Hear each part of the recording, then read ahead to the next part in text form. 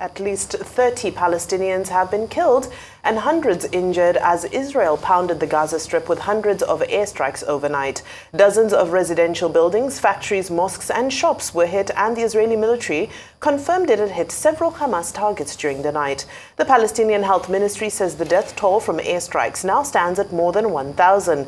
Meanwhile, Israeli Prime Minister Benjamin Netanyahu has thanked US President Joe Biden for fresh words of support delivered from the White House. Netanyahu said the Hamas assault was one of the worst attacks on Jews since the Holocaust. Arise News chief correspondent John Cookson reports from the Israeli city of Ashkelon, close to the border with Gaza.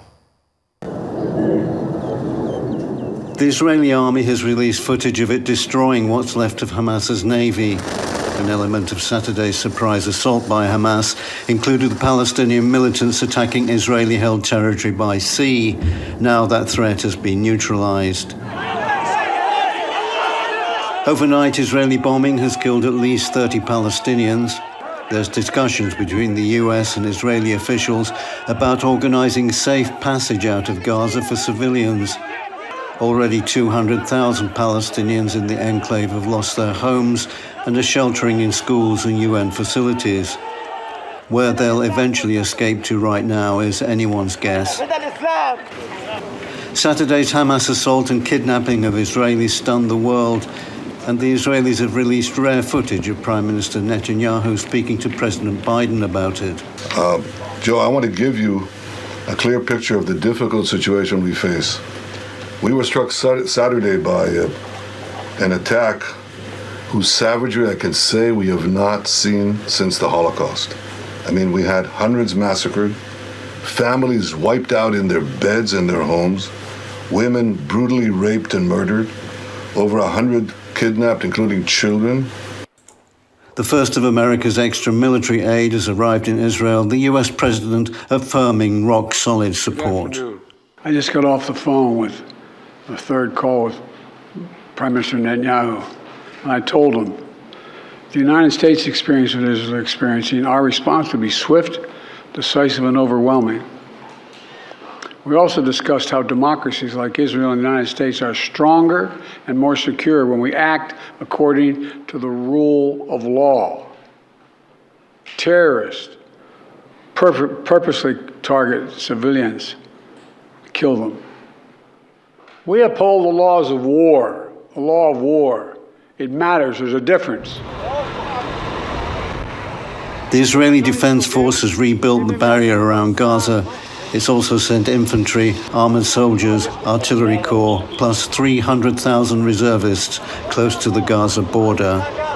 Here in the Israeli city of Ashkelon, which is about 10 to 15 kilometers from Gaza, streets are bristling with tensions. I can hear Israeli warplanes in the skies, and my hotel here took a direct hit from a Hamas rocket yesterday. We've just had another warning, and we've been told to go inside and take shelter. After the sirens go, you only get 1 minute or 2 minutes to get to safety. A woman yelps in fear as the rockets fall outside. John Cookson, Arise News, Ashkelon, southern Israel. John Cookson joins us now live from the southern Israeli city of Ashkelon. John, it's good to have you. As we've just heard, you're in the southern Israeli city of Ashkelon. What's it like there currently?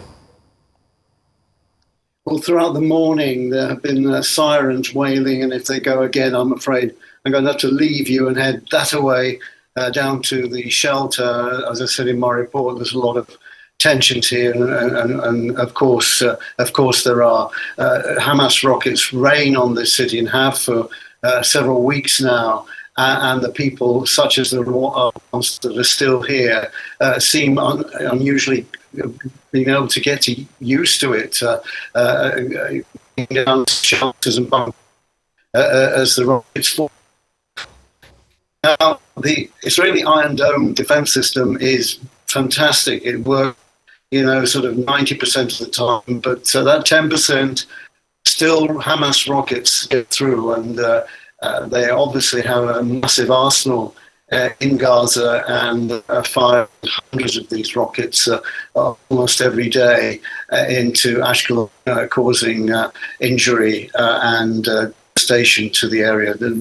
My hotel is partly devastated, frankly, from yesterday's strike. The room next door is completely gone, and there are, which you might imagine, but things very, very difficult here in Ashkelon. Some people have stayed, some have nowhere else to go, and I'm sharing experience with them at the moment. Right, and of course, as you've just elaborated on, attacks still coming from the skies, but how soon are we likely to see an Israeli ground offensive into Gaza? Hundreds of thousands of Israeli troops are now set in the countryside around here now, and I understand evacuation Israelis going to get underway very soon. So I imagine we're, just a day away. Now, U.S. Secretary of State Blinken arrives tomorrow, and the Israelis, being the closest ally that America has in the region, they don't move until the U.S. has dotted the I's and crossed the T's to make sure that both the U.S. and Israel are at one on the way things are going to go. So I imagine nothing will happen until Blinken which gives us Friday as a possible start for the offensive. All right, John. Elsewhere, U.S. Secretary of State Blinken arrives in Israel tomorrow. What's he likely to tell Israeli Prime Minister Netanyahu?